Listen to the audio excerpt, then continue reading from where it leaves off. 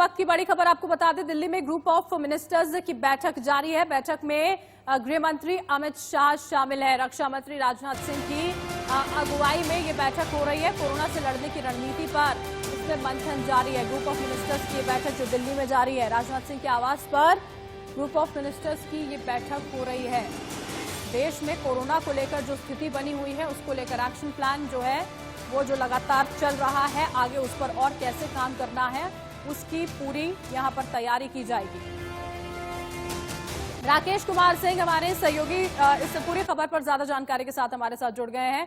राकेश, मौजूदा स्थिति को लेकर जाहिर तौर पर मंथन इस ग्रुप ऑफ मिनिस्टर्स की बैठक में जारी, क्या जानकारी? देखिए, केंद्रीय रक्षा मंत्री राजनाथ सिंह की अगुवाई में अब कुछ ही क्षणों में यहां पर ग्रुप ऑफ मिनिस्टर की बैठक शुरू होने वाली है।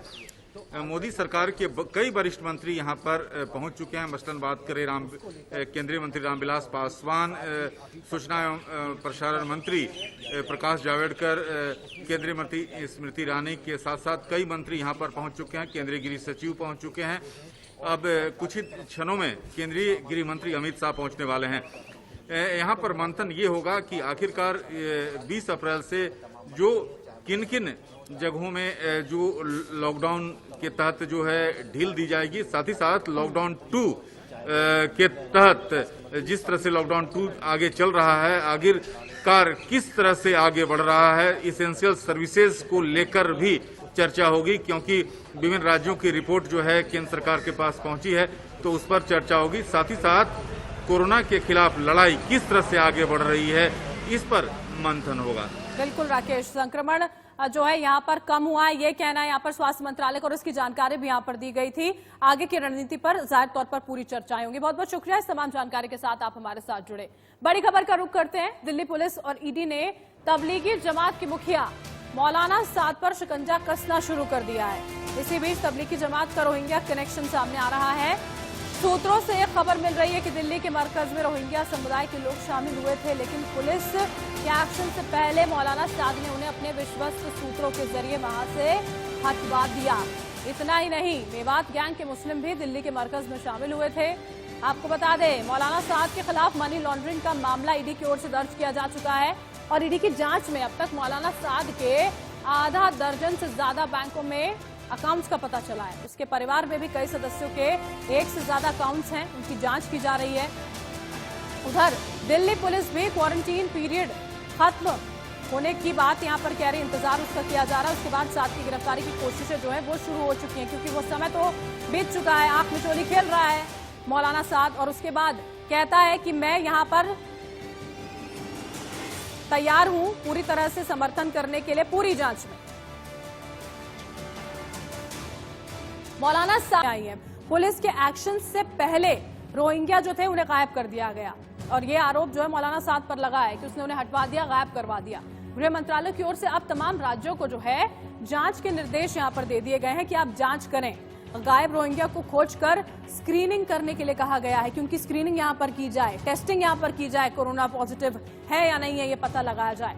तबलीगी जमात को देखिए गुप्त दान मिले हैं देश विदेशों से, बाहर विदेशों से जो ये तमाम अकाउंट्स मोहम्मद मौलाना साद के जो हैं वहां पर ये पैसे डाले गए, दान के नाम पर ये फंड पहुंचा है। साद और उसके रिश्तेदारों के अकाउंट की जानकारी भी मिली है और हवाला के जरिए साद के अकाउंट में ये पैसे पहुंचे हैं, जिनकी पूरी तफ्तीश यहां पर ईडी की ओर से भी फिलहाल की जा रही है। 1970 में बनी मुस्लिम पर्सनल बोर्ड के अकाउंट्स की भी जांच जारी है और जो ये आंख में चोली खेलता हुआ मौलाना साद है, जो ये कह रहा है कि वो यहां पर पूरा समर्थन यहां पर देगा जो भी जांच हो रही है, लेकिन सामने नहीं आ रहा है। इसी बीच आपको ये भी बताते हैं हम कि फंडिंग जो है वो आखिर हो कहां से रही है।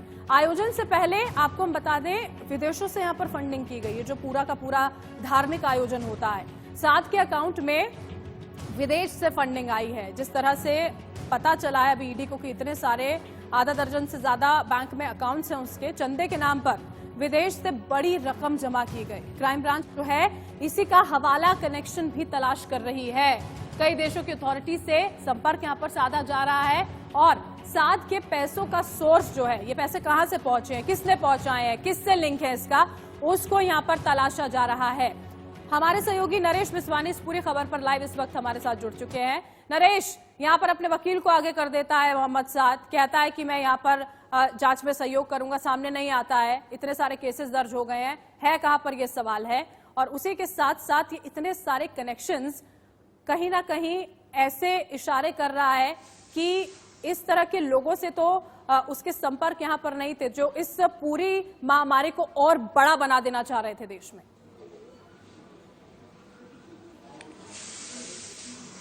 बिल्कुल, देखिए इस पूरे मामले में अब कहीं ना कहीं मौलाना साद पर ईडी और क्राइम ब्रांच का दोहरा शिकंजा कसता जा रहा है।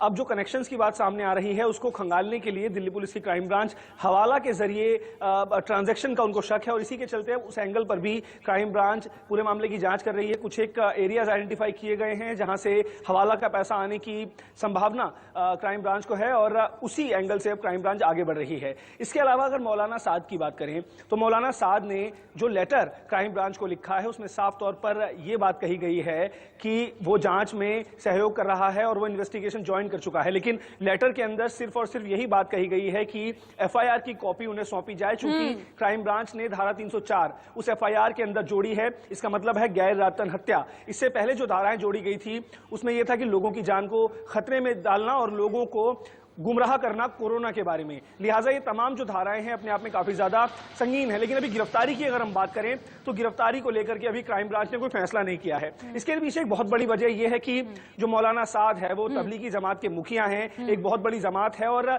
अगर इन हालातों में मौलाना साद की गिरफ्तारी होती है तो हालात कहीं बेकाबू ना हो जाएं, तो तमाम चीजों को क्राइम ब्रांच को देखते हुए चलना है। जब तमाम हालात सामान्य हो जाएंगे उसके बाद ही किसी तरह की कार्रवाई हमें देखने को मिल सकती है। इसके अलावा अगर हम मौलाना साद की लोकेशन की बात करें तो शुरुआत में तमाम चीजें हमारे सामने आ रही थी कि दक्षिणी दिल्ली में कहीं छिपे हो सकते हैं, लेकिन अब पता चला कि जाकिर नगर में, बिल्कुल जाकिर नगर से यहाँ पर ट्रेस की गई थी लोकेशन की। कुछ डॉक्टर्स हैं जिनके संपर्क में मौलाना साद यहाँ पर है। देखना होगा आगे कितनी जल्दी पुलिस की गिरफ्त में वो आ जाता है, क्योंकि जिस तरह का ऑडियो जारी किया गया उससे तो ये लगता है कि ईगो हर्ट हो गई है मौलाना साद की, कि अगर आप जांच में सहयोग की बात करते हैं तो लोगों को लगता है कि आप झुक गए हैं। बहुत बहुत शुक्रिया नरेश, इस तमाम जानकारी के साथ आप हमारे साथ जुड़े।